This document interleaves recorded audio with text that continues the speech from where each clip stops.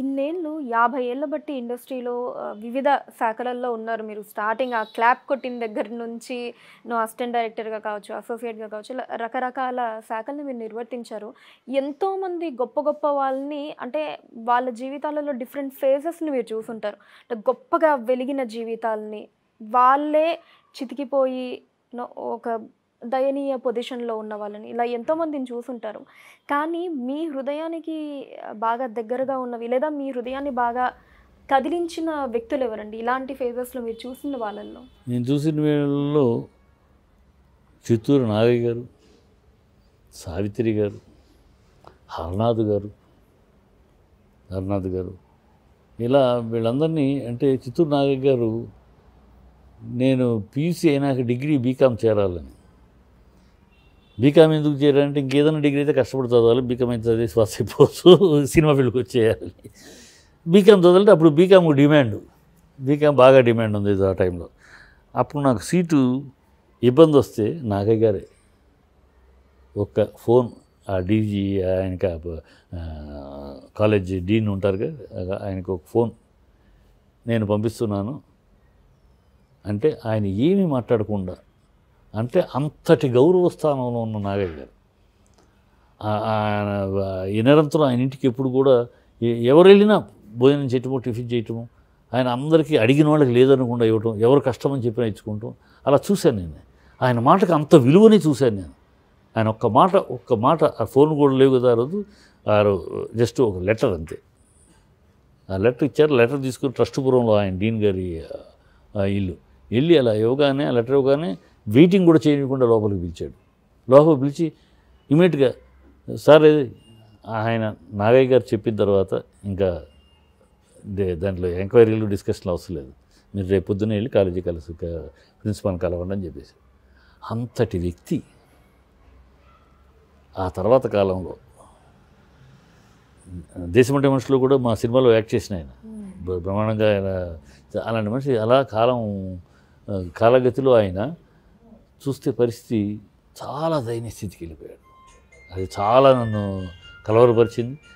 ఆ తర్వాత సావిత్రి గారు మా నాన్నగారి సినిమాల్లో అనేక సినిమాలు నటించింది. మా నాన్ననే అన్నయ్య గారు బాబాయ్ అని పిలుస్తూ ఉంటుంది ఆవిడ, ఆ బాబాయ్ అని పిలుస్తూ ఉంటుంది ఆవిడ.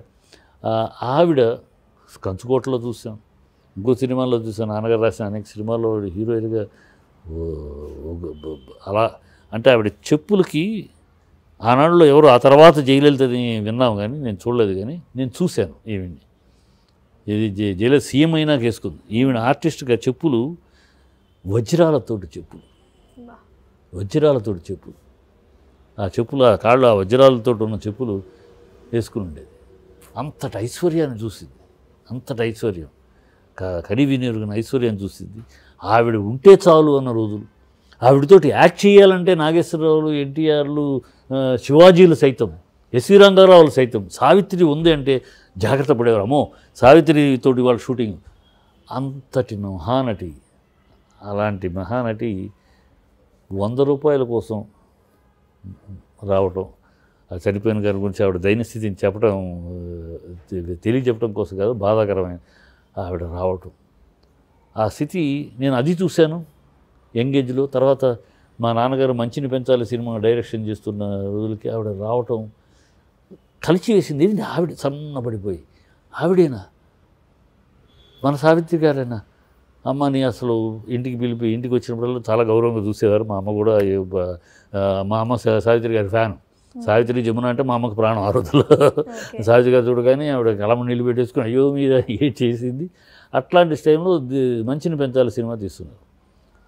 మా నాన్న దగ్గర ఆవిడ ఒక మాట అడిగింది, బాబాయ్ యాక్ట్ చేస్తూ చచ్చిపోవాలి బాబాయ్, జీవితం అంతా అయిపోయినాయి, ఎప్పుడు చచ్చిపోదు, ఎప్పుడు పోతానో తెలియదు, యాక్ట్ చేస్తూ చచ్చిపోవాలి బాబాయ్, నాకు అదొక్క సహాయం చేయి బాబాయ్ అనేటప్పటికీ నాన్న ఇంకెవరికో చెప్పి సావిత్రికి వేషం ఇవ్వండి అని చెప్పడం కన్నా, అప్పటికి మన సినిమాలో అంజలీదేవి, గుమ్మడి గారు ఫాదర్ అండ్ మదర్ గారు బుక్ చేసి ఉన్నారు. అలాగేనమ్మా నేను చెప్తానమ్మా నీకు అని చెప్పి డబ్బులు ఇచ్చి, ఆటోకి డబ్బులు ఇచ్చి కొంచెం ఖర్చులకు పంపించారు. పంపించినాక ఆయన గుమ్మడి అంజమ్మకు ఫోన్ చేశారు ఫస్ట్.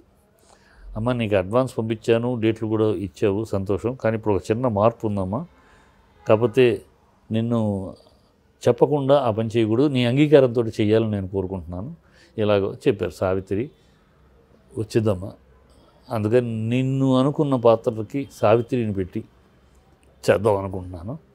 ఆ అమ్మాయికి సహాయం ఏదో అది ఆర్థిక సహాయం కన్నా మానసిక సహాయం, మానసిక తనకి యాక్ట్ చేస్తూ చచ్చిపోవాలని అంతటి మహానటి కోరికని తీర్చేవాళ్ళంగా అవుతాం అని నేను అనుకున్నాను. నీ యొక్క ఆమోదం చెప్తే ఆవిడ కూడా చాలా, అయ్యో అన్నయ్య గారు మీరు అంత చెప్పక్కర్లేదు, సావిత్రి గారి కోసం అయితే అసలు మీరు మాట్లాడాల్సిన పని లేదు, నాకు చెప్పాల్సిన పని లేదని చెప్పాలి, 100% నేను ఆమోదిస్తున్నాను. ఇప్పుడే ఈ క్షణాన్ని మీరు పంపించిన అడ్వాన్స్ నేను పంపించేస్తున్నాను మీకు, మళ్ళీ మీరు మాట్లాడదు, మీ అడ్వాన్స్ మీకు పంపించేస్తున్నాను, మీరు ఆవిడతో తీయండి అని ఆనందంగా ఆవిడ చెప్పింది. అలాగే నెక్స్ట్ అప్పుడేంటి సావిత్రి గుమ్మడి మళ్ళీ కాంబినేషన్ తేడా వస్తుంది. సావిత్రి గుమ్మడి గారంటే కొంచెం ఈవిడ వీక్ హెల్త్గా ఉంది, ఆయన కాంబినేషన్ కరెక్ట్గా కుదరదేమో అని అప్పుడు మళ్ళీ గుమ్మడి గారి స్థానంలో కాంతారావు గారు, అప్పుడే కాంతారావు గారు హీరో అయిపోయి దేవుడు చేసిన మనుషులో క్యారెక్టర్ ఆర్టిస్ట్గా ఎంటర్ అయ్యి, విలన్గా ఎంటర్ అయ్యి కొంచెం కోలుకుంటున్న మనిషి కాంతారావు గారిని పెట్టారు.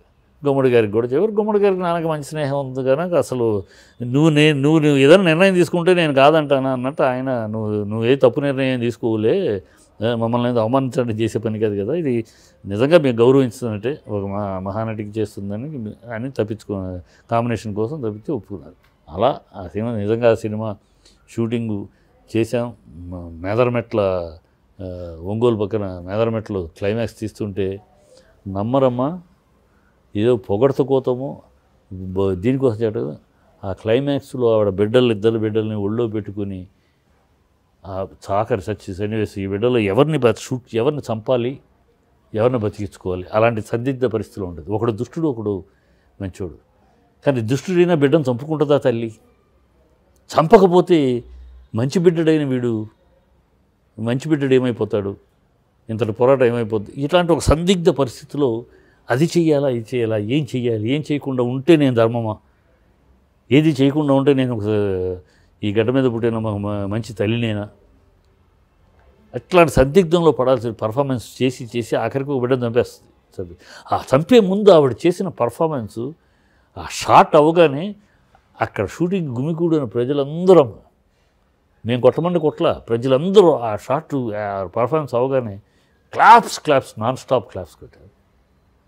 నాన్ స్టాప్ ఆ షూటింగ్కి, సినిమాలో కన్నా షూటింగ్ జరిగినప్పుడు ఆవిడ కళ్ళమ్మ నీళ్ళు జలజలా కారిపోయింది. ఆ తర్వాత మరి ఆ షూటింగ్ సినిమా అయిపోయింది, డబ్బింగ్ చెప్పినాక ఇక కోమాలోకి వెళ్తాం. ఆ తర్వాత ఏదో ఒక సినిమా చేసిందన్నారు కానీ మనం ఏదో నాకు తెలియదు, కోమాలోకి వెళ్ళిపోయింది, చనిపోయింది. కదే ఆవిడ ఆఖరి కోరిక తీరటానికి మా నాన్నగారు ఒక బీజం అయ్యారు అనేది ఆవిడ విషయంలో అంత నిజంగా. అలాగే హరనాథ్, మా సిఐడి నగర్లో మా ఇల్లు ఉండేది, ఆ మాది 4th మెయిన్ రోడ్డు, వాళ్ళది 3rd మెయిన్ రోడ్డు. అక్కడే రవీంద్ర ఆర్ట్స్ పిక్చర్సు, తమారెడ్డి ఆయన పెద్ద ఆయన తమారెడ్డి గారి కృష్ణమూర్తి గారి ఆఫీసు, ఈయన హరనాథ్ గారి ఇల్లు అన్నీ ఉండేవి. హరనాథ్ని ఒకప్పుడు బిగినింగ్లో ఆయన హీరో అందగాడు, హరనాథ్ అంటే అందగాడు, పడి తెచ్చేవారు హీరోయిన్లు ఏంటి ప్రేక్షకులు ఏంటి, హరనాథ్ అంటే అంత అందగాడు. అలాంటి ఆయన మా సీనియర్ ఇంటికి వచ్చేటప్పటికి అలా నడుచుకుంటూ వెళ్ళటము, ఒక్కోసారి తూలి పడిపోవటము, డబ్బుల కోసం, మందు కోసం ఎవరినో కనపడిన వాళ్ళని అక్కడ మా సినిమా వాళ్ళు ఎక్కువ ఉండేవాళ్ళు. చలపతిరావు గారు అక్కడే ఉండేవారు, మన ఆర్ట్ డైరెక్టరు చలం గారు అక్కడే ఉండేవారు. మా ఏరియాలో ఆ 3 రోడ్లలో చాలామంది సినిమా వాళ్ళు ఉండేవాళ్ళు. సినిమా వాళ్ళు ఉండడం గిడుతూ సూర్యం గారు ఉండేవారు. ఇట్లా ఉండటం వల్ల ఆయన ఎవరైనా కనపడినా మా కోసం వచ్చిన వాళ్ళు, మేము కనపడితేనో లేదా మా కోసం వచ్చిన వాళ్ళు ఉంటారు కదా ఆ సినిమా వాళ్ళు కనపడి, ఎవరు కనపడితే వాళ్ళు డబ్బులు అడగడం, ఆ సన్నివేశాలు చూసినాక ఏమి దుర్గతి ఇది, ఇంతటి మహా అందగాడు, ఇంతటి మహా పర్సనాలిటీ, ఇలాంటి వాడికి ఈ పరిస్థితి ఏంటి అని కళ్ళు చెమ్మగలిగిన రోజులు ఉన్నాయి. ఇది స్వయం కృతాపరాధమే కదా అని అనుకోవచ్చు మీరు. స్వయం కృతాపరాధమే అయినా రాజుబాబు స్వయం కృతాపరాధం, రాజుబాబు చెయ్యని ధర్మాలు లేవు. కాలేజ్లో కూడా కాలేజ్ ఏంటి ప్రతి సంవత్సరం తన తోటి కామెడీ ఆర్టిస్టులని ఆదుకుంటారు చేసేవాడు. కానీ ఎంత చేసినా ఎంత మంచి కార్యక్రమాలు చేసినా ఆ మందు అనేది ఎంత నాశనం చేస్తుంది.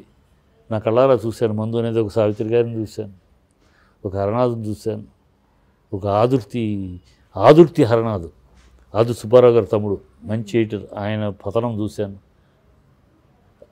తమ్మారెడ్డి కృష్ణమూర్తి గారి కొడుకు లెనిన్ గొప్ప దర్శకుడు. లెనిన్ చచ్చిపోయాడు పాపం, కానీ ఈ తాగుడు వల్ల చచ్చిపోయాడు.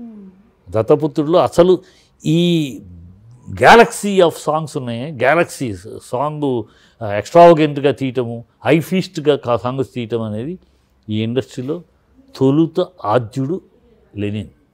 దత్తపుత్రుడు సినిమా చూస్తే మీకు ఆ దత్తపుత్రులో ఉంటుంది. అప్పటికి రాఘవేంద్రరావు గారి జమానా రాలా, ఇంకా అప్పటికి మామూలుగా అలా దూరంగా చేస్తుండే పాత సినిమాల్లో ఉండే గ్రూపు సాంగ్స్ తప్పితే డ్యూయట్లలోనే హంగామా అనేది హై ఫీస్ట్గా అలా చేయటం అనేది ఫస్ట్ దత్తపుత్రుడిలో లెనిన్ బాబు తీశాడు. కళ్ళు చెదిరిపోయేలా తీశాడు. ఇదేమి మేకింగ్ ఆఫ్ సాంగ్ అని అనుకున్నాం. అతను అంతటి గొప్ప మేధావి అయినవాడు, టెక్నికల్ ఉన్నవాడు, తాగుడుకు బానిసై పతనం అవడం. ఈ తాగుడు ఎంతమందిని, ఎంత గొప్ప గొప్ప శక్తుల్ని, గొప్ప గొప్ప వ్యక్తుల్ని, గొప్ప గొప్ప వ్యక్తిత్వాలని, గొప్ప గొప్ప టాలెంట్ని భూస్థాపితం చేసి చూసాం. అందుకని నేను ఎప్పుడైనా ఆర్టిస్టులకు కానీ ఎవరికైనా తాగుడుకు బానిస కావద్దు, తాగుడుకు బానిస కాకండి. మీకు భగవంతుడు ఇచ్చింది తాగుడు, ఓకే, తాగుతూ హ్యాపీగా 2 పెగులు వేసుకుని తాగి తిని పడుకో. తాగుడుకు బానిసయ్యి వృత్తికి ద్రోహం చేసే స్థాయికి, వృత్తిని మించిపోయి, వృత్తే దైవం, ఆ దైవాన్ని కూడా మర్చిపోయే స్థాయికి ఆ అలవాటు కానివ్వకండి. తాగుడు వద్దనే చెప్తాను. ఎందుకంటే నేను కళాలు చూశాను ఈ 40-50 సంవత్సరాల్లో. ఈ తాగుడుకు బానిసైన అనేక మందిని చూశాను. తాగుడు బానిసయ్యి వాళ్ళ ఎక్కడికో హైట్స్కి వెళ్ళాల్సిన ఎక్కడ పతనం అయిపోయారు. వాళ్ళ వ్యక్తిత్వాలు గారు సారు అని పిలిపించుకోవాల్సిన వాళ్ళు వాడు వీడు అని పిలిపించుకున్నారు. ఇవన్నీ చూసాం. అందుకని తాగుడు అనేది చాలా దారుణమైన విషయం సినిమా ఫీల్డ్కి సంబంధించి. ఇలాంటి ఇంట్రెస్టింగ్ వీడియోస్ కోసం తప్పకుండా మా ఛానల్ని సబ్స్క్రైబ్ చేయండి.